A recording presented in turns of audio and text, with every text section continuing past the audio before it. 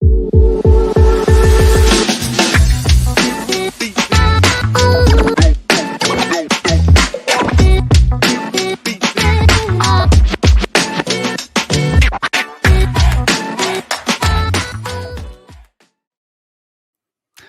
to episode 9 of the Clayton Tyner podcast.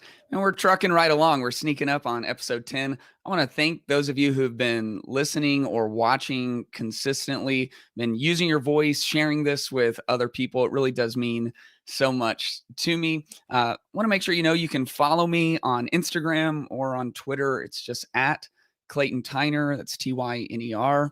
And if you're on YouTube, especially, there's kind of the trifecta of how we build this channel. Like, subscribe, and hit the notification bell. That will really help us out.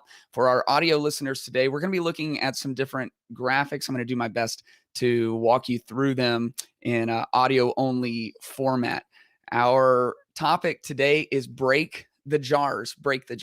Here on the Clayton Tyner podcast, what we try to do is explore what matters. We start with a core assumption, which is that your life matters. You were created on purpose and you were created for purpose. You were created on purpose, which means you're on planet Earth for a reason. And you were created with purpose, which means that there is potential in your life, that you are made to live a significant and impactful life. And because your life matters, we explore topics, ideas, and truths that matter. And today we're kind of looking at the explore part, and we're going to think about thinking. It's interesting that we don't really understand from a scientific perspective exactly where our thoughts come from.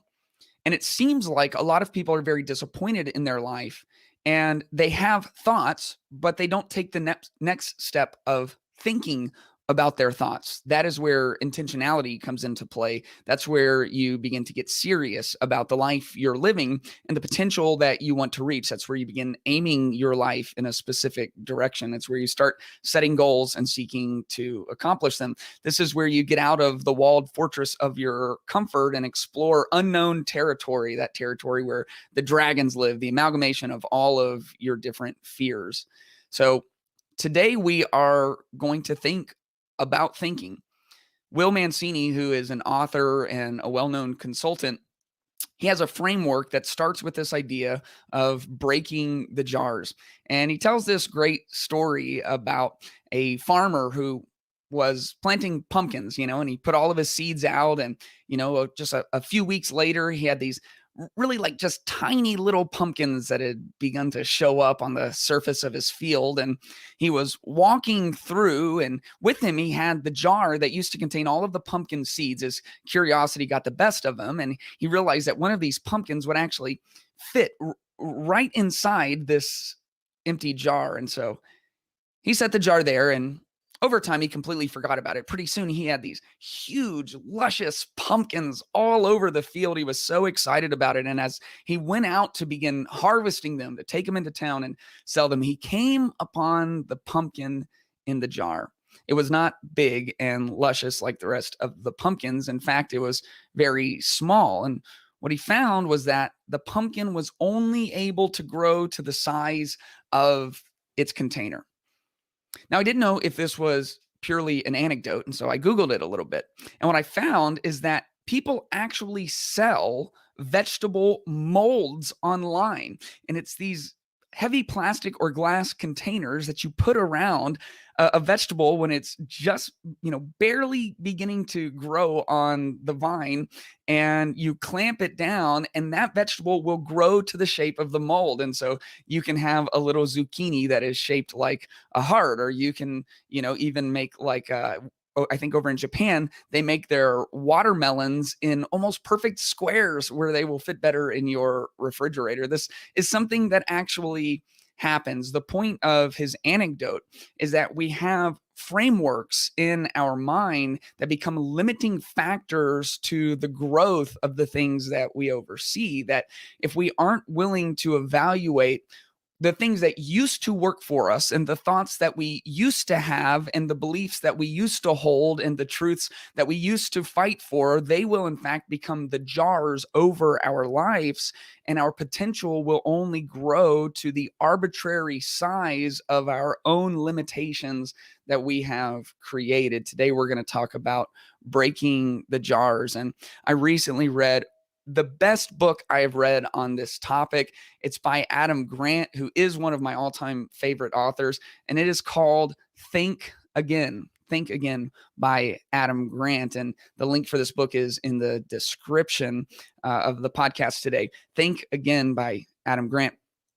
Adam Grant talks about this idea that we highly, highly value knowledge. And that's not a bad thing. That's like an enlightenment value. And so we have the enlightenment, and it really, really pushes us forward in significant ways. And if you just look at all of the scientific revolutions and technological revolutions and industrial revolutions, and not only that, but the societal revolutions that have led to a more free, more prosperous societies in many areas of the world, like knowledge is a good thing. And we all grew up in our classrooms and there was the poster that said, knowledge is power.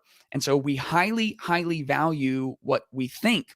Part of the point of Adam Grant's book, Think Again, is that while we value what we think, we don't have a high value on rethinking. And we see this across like any domain imaginable. You know, we can see this maybe most clearly or most evidently because it's so popular and it's just so right in front of us all of the time. But we see this in politics. We see people, I don't know about you, but I see politicians all the time who I go, I don't think you think that actually works.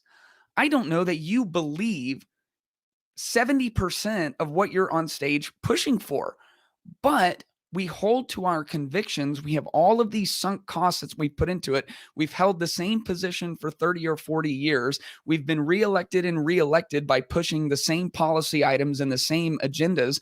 And so even if you came to the point where at some level inside of you, you know that that idea doesn't work anymore, you just hold on to it anyway. We are a culture that highly, highly values thought and highly values knowledge. And yet, we tend to put rethinking, unlearning, and the true search of wisdom on the back burner by just figuring out what we know and holding to it with all that we have. We tend to think in ways that limit us significantly. There's this great icon in the book, and it's 4 concentric circles. And there's this little tiny one. And the tiniest concentric circle is the things that I know that I know. Like these are the things that maybe I'm even an expert in. These are my true core convictions. These are the foundations of my life. Outside of that, slightly bigger is things that I know. And these are things that I'm relatively confident in that I know. And then outside of that, a little bit bigger of a circle, things I think I know. These are the things that I might bring up in a conversation as if it's true. But my life on the line, or if I had to bet my life savings, I'm not going to take that bet. These are just things I think I know. And then there's a massive circle, the largest circle that dwarfs all of the other one, is things that I don't know. This is a picture of reality. There are very, very few things that we can know for certain. Part of the problem with how we think is that we turn all of these super multivariable problems that exist in our life into the smallest little bulleted talking points.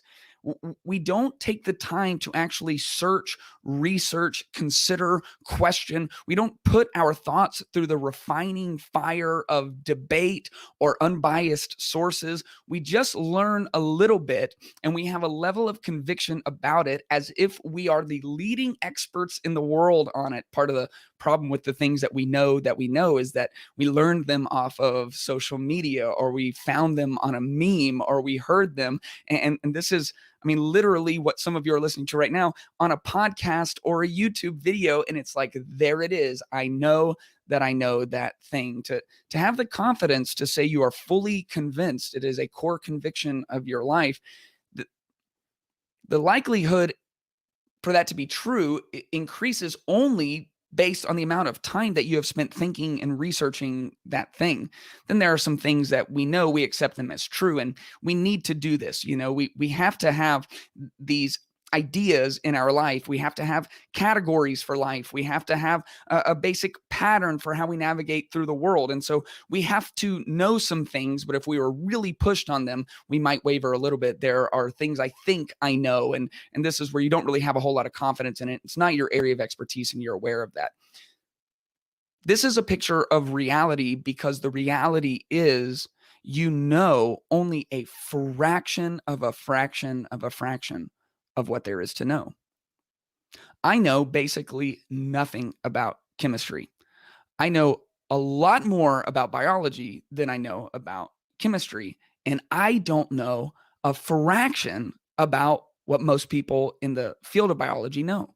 I know more about neurology than I know about biology, and certainly than I know about chemistry, but it is still like a tiny percentage of what is to be known.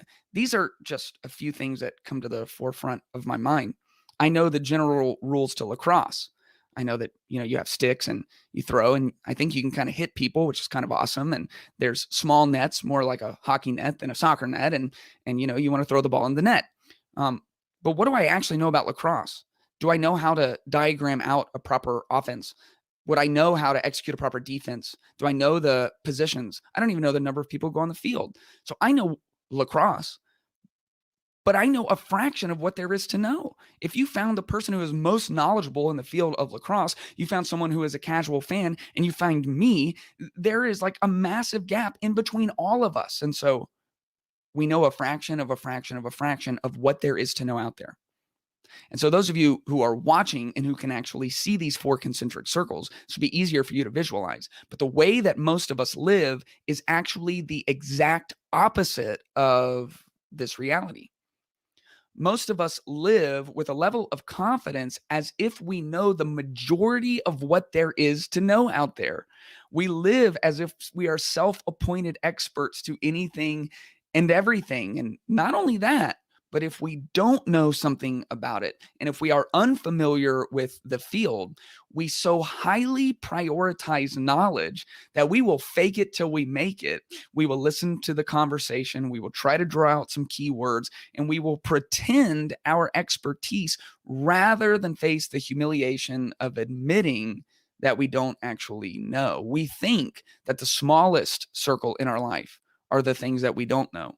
I mean, we are full-grown human beings, like we went through 12, 13 years of primary school, maybe even we have an undergraduate, maybe we have a graduate, we might be doctors. So it's like, man, we know most of what there is to know. And that's so far away from the reality.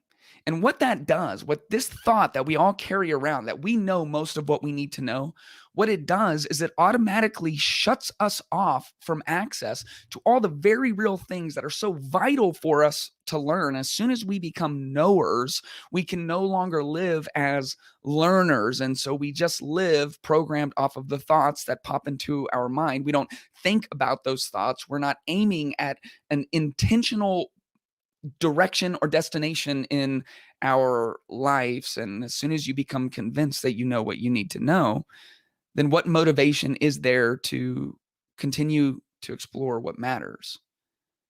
We have to break the jars. And possibly the biggest epistemological jar that we live in are all of the things that we are convinced we know about, and we're so convinced that we're unwilling to rethink them, unlearn them, or research them.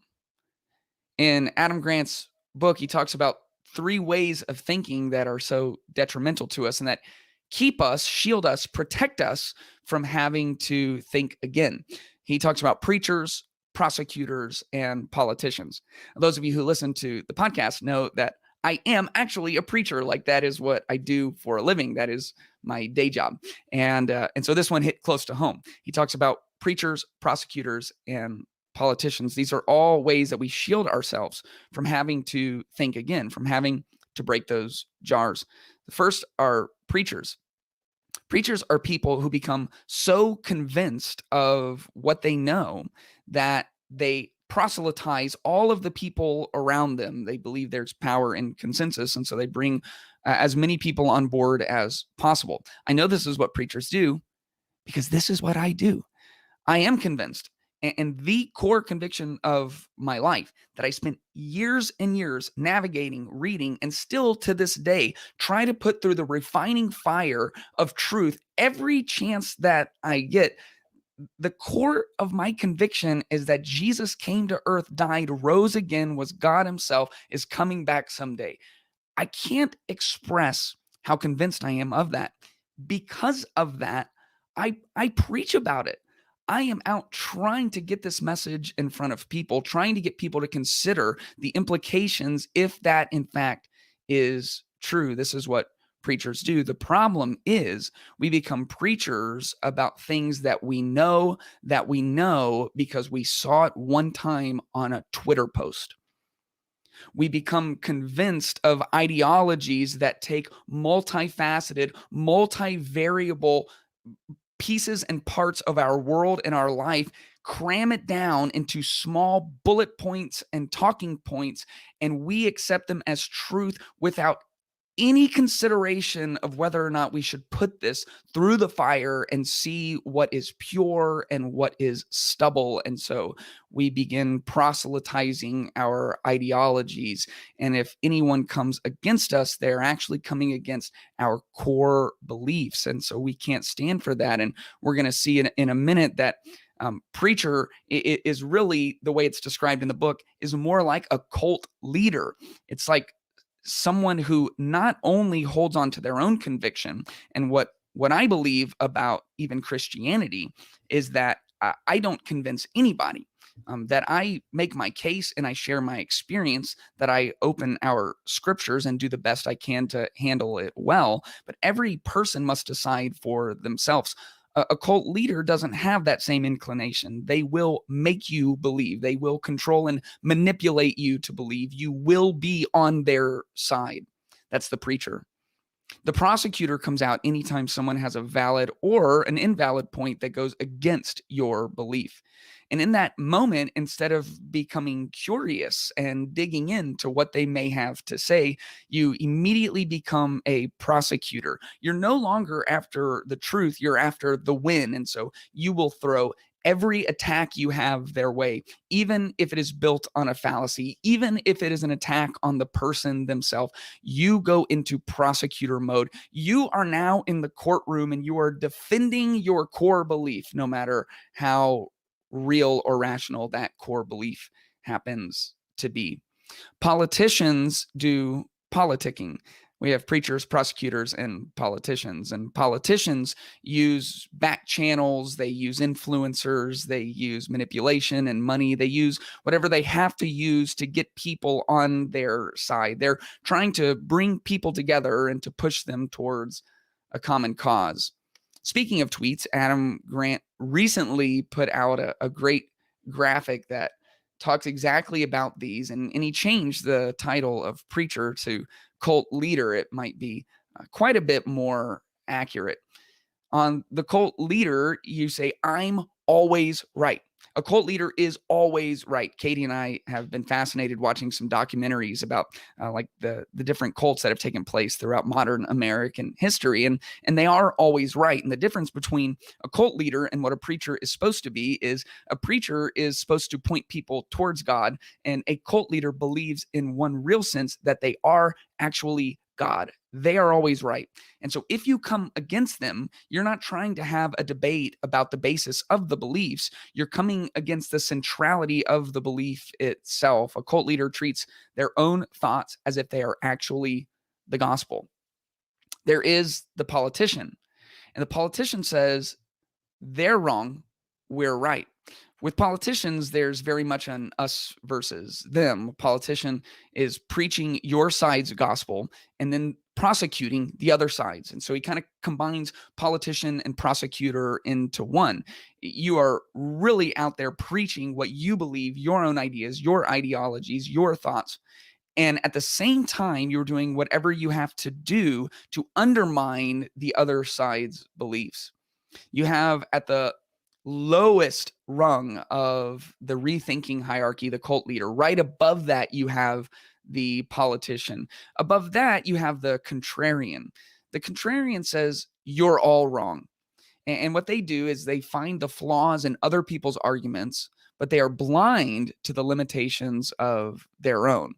A contrarian can actually be a really powerful tool. We might talk about contrarianism someday because there's a great book about how to be a powerful contrarian leader. And we need contrarians around us because we need people who aren't always going to take information at face value, who aren't just going to believe something because you said it, who aren't just going to believe something because there was a YouTube video about it or a Facebook post about it. However, the negative side of being a contrarian is that no matter what, everyone is wrong but you. This is a very defensive mechanism for not having to rethink. This is a defensive posture for not having to break the jar. So maybe you don't have the exact right answer, but what you know is that the other people have the wrong answer. Now we get to the positive pieces. The positive pieces are a critical thinker, and a critical thinker says that might be wrong. And so what they're going to do is they're going to engage with diverse sources of information. They're going to question all of the credibility of that information. They're going to search for the most unbiased sources. If they can't find unbiased sources, then they will read the best minds on both sides of the problem. They are going to critically think through the information before they move their information down from what I don't know to the things that I know to the things that I know. And so they're going to very carefully move through those concentric circles. That's a critical thinker. Now, at the highest level, the highest of the hierarchy of rethinking styles is the scientist. And the scientist is willing to always say, I might be wrong. You want to find people in your life. You want to find an organization led by a leader. You want to be in relationship with people who say consistently on vital topics, ideas, and truths, I might be wrong. I might be wrong about this, but here's what I think I know.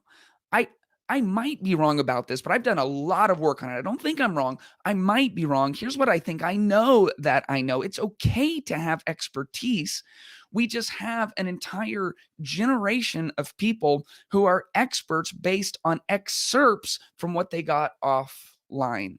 Scientists seek out experts who disagree with them. They weigh the strength of the logic and the evidence. They're willing to take their ideas and to put them through the refining fire of truth and debate and unbiased sources. And a scientist that's operating properly is actually willing to change. They are willing to rethink and unlearn. They don't just want to win, they actually want to be right. And the lesson of one of the first chapters of this book, and by the way, the book Think Again, it has several sections. We're really focusing on what Adam Grant does in the first section today.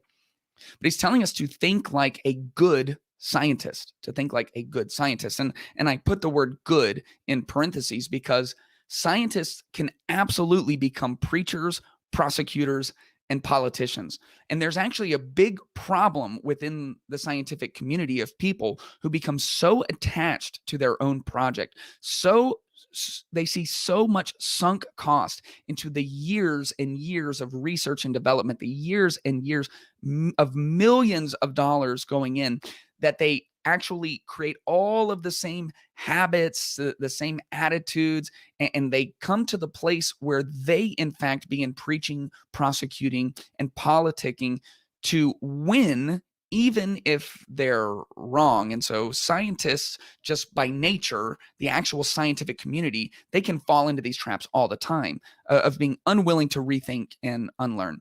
But a good scientist, what science itself actually calls for, what the scientific process actually outlines, is the idea of holding first a hypothesis. What is a hypothesis? That's what I think I know. It's my first good guess. I know I don't actually know this. This is in the biggest concentric circle of what I don't know, but I've thought enough to make a guess. And so I think I might be onto something here.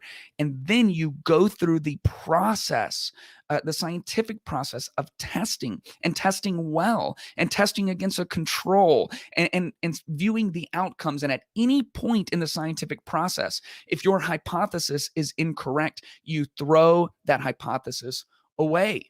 You are always willing to unlearn. You're always willing to rethink, and you go back to the start of the process. And based on what you've learned, you create a new hypothesis and you test it and you test it and you get further into the testing. And this hypothesis is more right than the last time. And that's a good thing because you want to be more right consistently over time. And at some point, something fails in the testing. And so you go back and you unlearn and you rethink and you shape a new hypothesis based on even more information. And eventually you come all the way through as rigorous of testing as you can possibly do as an individual. And you get to the end of it and you say, I've moved from what I don't know to what I think I know to what I know. I now know this because I have tested it. I'm navigating my life like a scientist, but there's more. Now that you know it, you live with it. And maybe over the years, there's a new test based on new technology that you hadn't done before, and it finds out you were still fractionally wrong. And so you go back and you fractionally change the hypothesis and you test it, and you do that over time. And the empirical data begins to line up to where eventually you can move that one piece of information into the smallest concentric circle and say, I know that I know this. I've actually become an expert in this. This is something I can stake my claim on. And how many of us live our life like that? We just go immediately to, I know that I know this. And here's the problem. As soon as something moves into that last category, into that smallest circle, as soon as we know that we know it, we never look at it again. We quit living as scientists. We know that we know it. And so we must protect it like a sacred belief. We must protect it like a cult leader. If anyone comes against it, we must prosecute them, not their idea. We must be a politician. And because we know that we know it, others should know it as well. And we control and manipulate as many people on our side as possible. And so what are we? Are we preachers, prosecutors, politicians, or are we going to navigate life as good scientists? This is part of the conviction of exploring what matters, thinking as deeply as we can on these different subjects. Last week, we talked about morality, and morality is a tricky one because we think about it and it just seems so intuitive and so obvious. And it's like, I'm just going to follow my gut. And if you just spend 5 minutes thinking about morality, you begin to realize things like there are these essential truths about how we behave in the world that even people I know feel completely opposite of me on. And so how do I actually know what is moral, what is good, bad, right, or wrong? Exploring what matters, even though I don't have all the answers. We don't have all the answers on this podcast. It's starting places for the conviction to live like the scientist and to follow a process of actually living our life with our hands open to the truths that we haven't actually done the work to be convinced on. There's an effect known as the Dunning-Kruger effect that really describes well the way that most people live. And Adam Grant also talks about this as the armchair quarterback. Now, this is going to be one that I'm going to try to explain to you guys who are watching or who are just listening on audio platforms right now. On YouTube, you can see this. This is the Dunning-Kruger effect, and it's an XY axis. Along the horizontal x-axis is experience. This is your life over time. Vertically on the y-axis, there is your confidence. And so what happens is if we actually know nothing about a subject, then we just know nothing. It's very rare, if might be more of a psychopathic tendency to literally know nothing about a subject and still act like an expert, someone who has never heard of the game of football and is going to tell you who they think is going to win the Super Bowl and what plays they think, the team should be running. That's very unlikely. However, there is a saying that rings true. It's a part of the Dunning-Kruger effect, and that is just enough information to be dangerous. As soon as you get a little bit of knowledge and experience, like a little bit of knowledge and experience, most people's confidence tends to rise meteorically. And so if you're imagining this being graphed out, it's like 1 centimeter down to the right, all of a sudden the line goes sharply all the way to the top of the y-axis. And this is what people call on the Dunning-Kruger chart the peak of Mount Stupid. This is this thing that happens to us. It's an effect that anyone who's living as a preacher, politician, or prosecutor almost inevitably falls into this trap of learning just enough to be dangerous and having a level of confidence about your expertise that ends up higher than the people who are actual experts. And so think about the last Super Bowl party that you went to. Usually what happens is the person who knows just a tiny bit about football ends up sharing the most thoughts in the room about what should be happening in the game. They are at the peak of Mount Stupid. They know just enough to be dangerous. Mortality rates in hospitals peak in July. Why is that? That's when brand new doctors come in out of medical school. Now they're fresh out of medical school. And so hypothetically, they're actually closest to the most relevant information and techniques in the medical industry. It isn't that they don't have all that they need to come in and be doctors. It's that they have very little experience.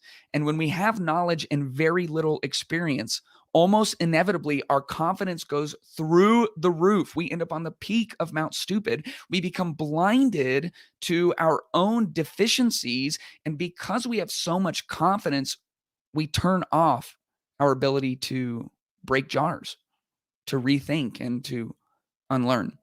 We all see this in the life cycle of children because at some point your sweet little angel babies become preteens. And when they're preteens, they think they have a pretty good grasp on the world. They've done some stuff. They've been some places and seen some things. They've navigated some drama in the halls of their middle school. And so middle schoolers and high schoolers even are almost always existing at the very peak of Mount Stupid. They have just enough knowledge and just enough experience to be unbelievably confident. And if you really want to know how to navigate your life, and if you want to know the answers to all of the tough questions around you, just ask your teenager. They will tell you exactly what to do and exactly when to do it. They have an overwhelming confidence about a world that they don't yet know anything about. And so the Jewish scriptures say that pride comes before a fall. And that's what we see on the chart. Because after this meteoric rise in confidence, there's always a massive fall back to the bottom. This is what they call on the Dunning-Kruger chart, the valley of despair. This is when life pulls the rug out from under you. And maybe you can remember when you very first started dating. And it's like the first time you get a girlfriend, you are now God's gift to women. You have done it. Like your first girl that you go after and you actually seal that date, man, maybe you even get a first kiss. You go directly to the peak of Mount Stupid. You've got it all figured out. It's like, why are my parents arguing all the time? This is easy, man. This is so easy. Newlyweds. Man, newlyweds know exactly how marriage should work. And man, they could tell someone married for 30 years so quickly all the things that they're doing wrong. You and I really see people at the peak of Mount Stupid when they see new parents and they try to tell them how to parent. And it's not because they have any children, but because they raise dogs. Oh, what? It's like you raise dogs And so now you have like, I guess, some knowledge and experience and like taking care of something. And you're going to tell me how to raise my baby. You're at the peak of Mount Stupid. And so you just wait and you wait till they have their own baby. When they have their own baby, they tumble off of Mount Stupid down into the valley of despair. It is a natural part of life. And if you go back to the example of brand new doctors entering into hospitals, that's quite the tumble. I mean, you're talking about people losing their life on your watch. And you end up in the valley of despair where you're like, did I learn anything in medical school? Am I wasting my time? Am I $300,000 in student debt to come in here and screw everything up? This is what we do, you know? The peak of Mount Stupid is when you are uncoachable in your sport. The first time you have a 15-point game, and now all of a sudden you're ready to give tips to LeBron. You know, I love watching a middle schooler, a high schooler, watch an NBA game, wishing that they could tell these freak athlete professional players what they're doing wrong, wishing that they could tell the coaches how to run a better defense, you know, the peak of Mount Stupid. And so you just wait. They just need a little more experience. They just need to play a team that absolutely thrashes them. They just need to try out for a team and get cut from that team. And then you tumble down into the valley of despair. And if you have the grit to get through it, then you begin your way up the slope of enlightenment. And so you have this meteoric rise, and it's the peak of Mount Stupid, and you tumble all the way back down, and you have no confidence now. And then real learning begins if, and only if, you're willing to rethink and unlearn. If you're willing to do that, then you start the slow, steady rise. And over time, as knowledge and experience grows, your confidence grows. As you become a scientist in the way that you handle information, in the way that you explore what matters, as you begin to be able to move your ideas from the things you don't know to the things you think you know, and continue testing them and piling up the data to the things that you know, all the way to someday actually becoming an expert. That's the plateau of sustainability.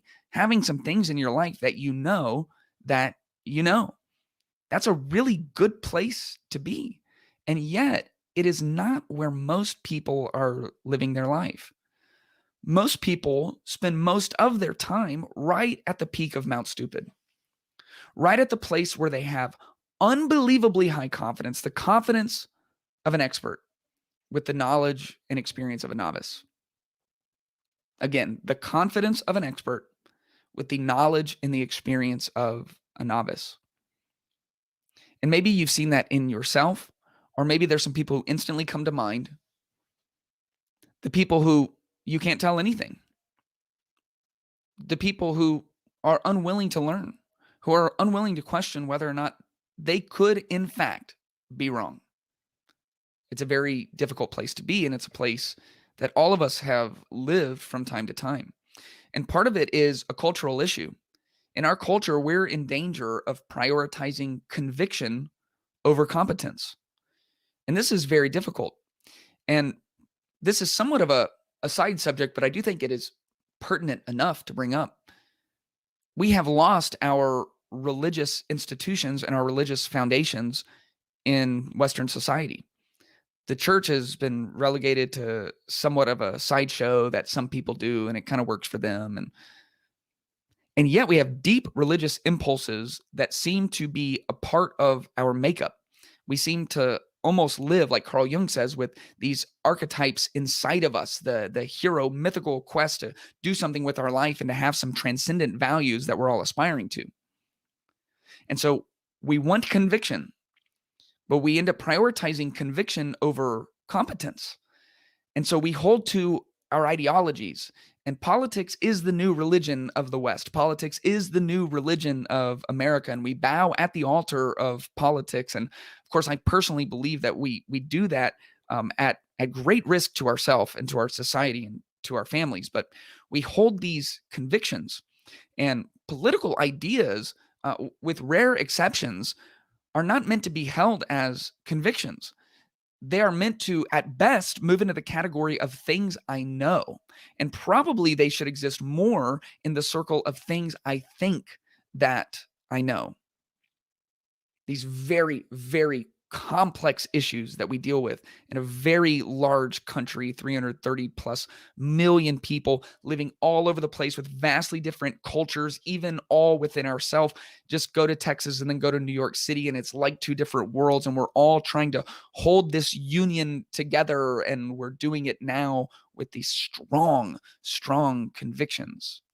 And when we prioritize conviction over competence, then when there is a fault in what our conviction is rooted in, we now have motivation to overlook it or to undermine what is coming against us, instead of actually being willing to hold our ideas with open hands and wonder whether or not, like a scientist says, I might be wrong.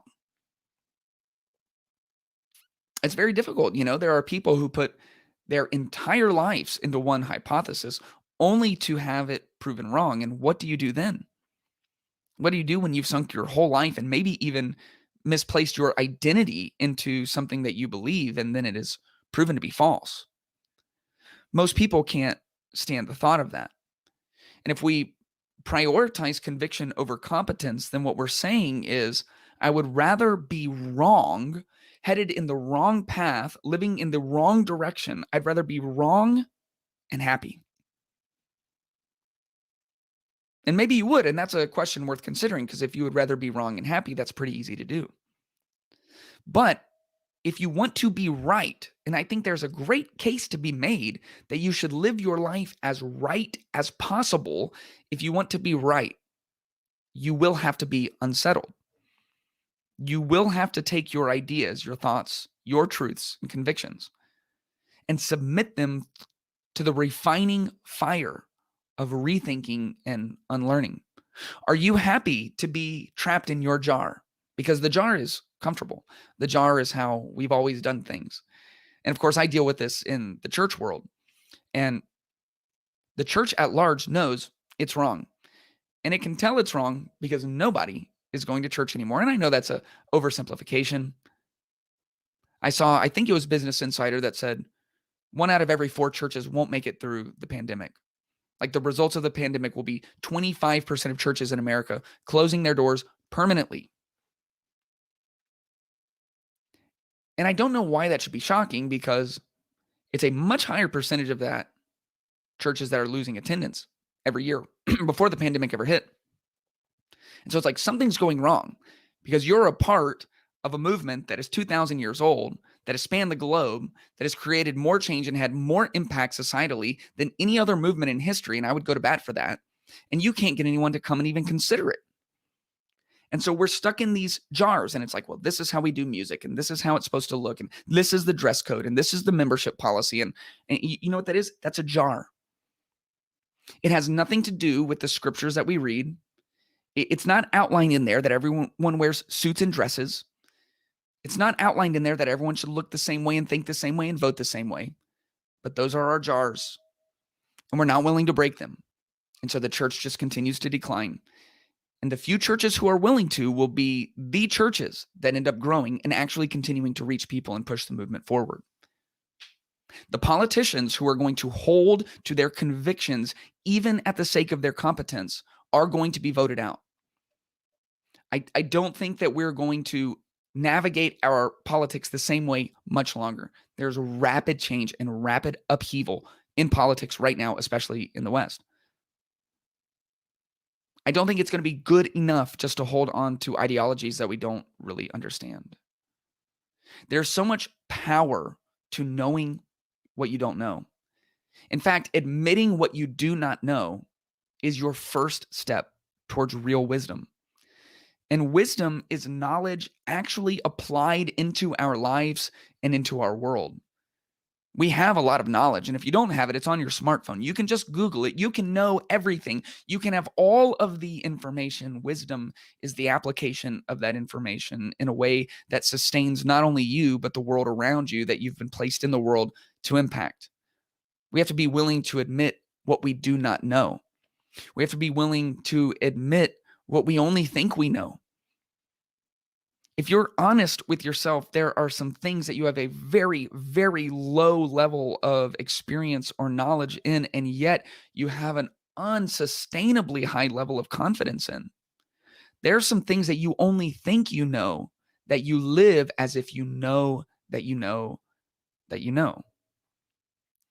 There is one more beautiful graphic. It might be my favorite one in the entire book. And it's called the confidence sweet spot. It has 4 categories in there. There is when you are insecure and certain, and that is obsessive inferiority. You're insecure, you don't really believe in yourself, but you are certain about the topic at hand. And so you are obsessively inferior. You know this, but you can't handle it with any confidence. And so you're not able to put it out into the world in a way that is meaningful to anybody. You can be insecure and uncertain, and that is debilitating doubt. You don't know about the thing, and you don't know about yourself. You can be secure and you can be certain.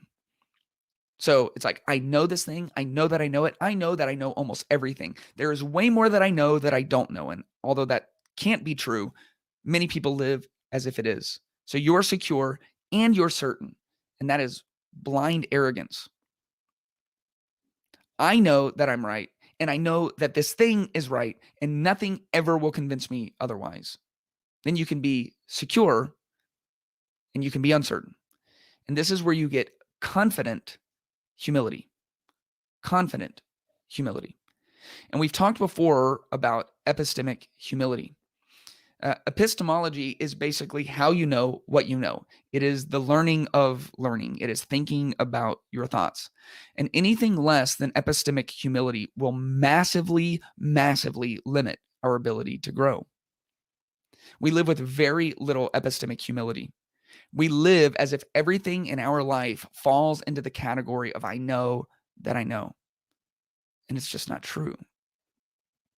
And it's difficult because for those of you who are believers in Jesus, there comes a point when you push certain topics to their furthest degree that requires us to have faith. And so scripture speaks often of a reasoned faith. Scripture says, come, let us reason together. And Paul in the Christian scriptures implores us to study to show ourselves approved. Scripture doesn't call us to a blind faith. It calls us to a faith that is reasoned, that is experiential, that is lived out. And there are certain things that happen to us throughout life. One of those things could be falling in love, and you're never going to find all of the data that you need to get married. And sometimes I run into people who it's like, they know that they love this person. They know that they would give their life for this person. They know that if they married this person tomorrow and everything fell apart and they were completely impoverished and their health degraded and like they would still be there and love them. They would really mean for better or for worse. And they're looking for the empirical data to be able to take that leap of faith. And personally, I don't believe there's the one right person like a romantic comedy would try to convince you that there is,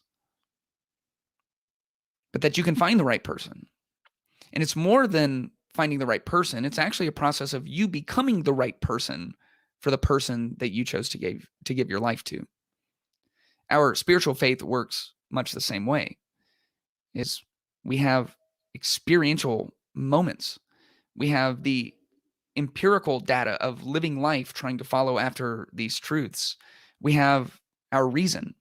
We have our research.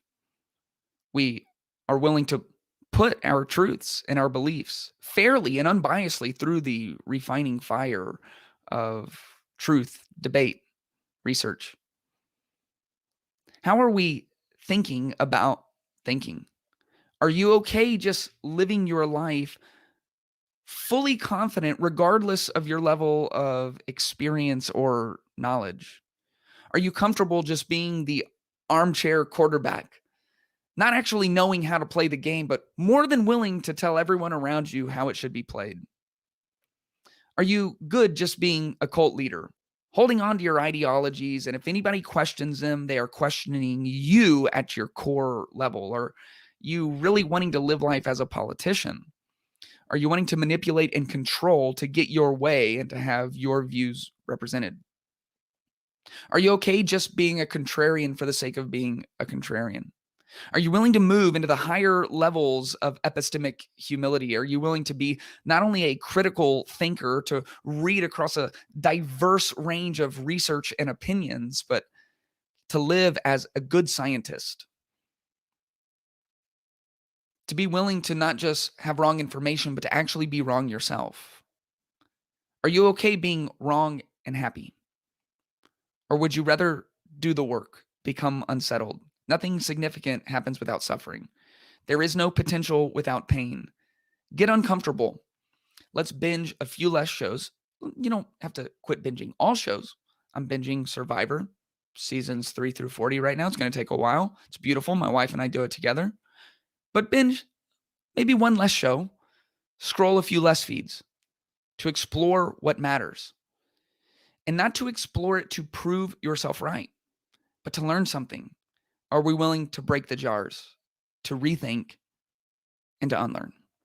I want to thank you guys for joining me again on the Clayton Tyner podcast. A reminder, you can follow me on Instagram and on Twitter at Clayton Tyner. That's Tyner.